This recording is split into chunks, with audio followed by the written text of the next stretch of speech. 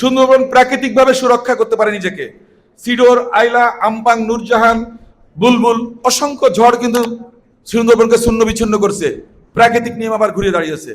কিন্তু আমার এই যে মনে করেন আপনার বিষ দিয়ে মাছ শিকার, বা এই যে মনে করেন আমাদের যে তেলবাহী জাহাজ ডুবি, কয়লাবাহী জাহাজ ডুবি, এই যে জিনিসগুলো আছে, এইগুলো কিন্তু সুন্দরবন কিন্তু নিয়ন্ত্রণ করতে পারে না। আমি আপনাদের সবাইকে বলবো যে আপনারা যারা সুন্দরবন সংলগ্ন মানুষ, তাদের দায়িত্ব অনেক বেশি, কারণ আমরাই সুবিধাভোগী, আমরাই উপকারভোগী। আর বাংলাদেশের সব মানুষ তো একটাই পাচ্ছে, সেটা হচ্ছে ফুসফুস অক্সিজেন।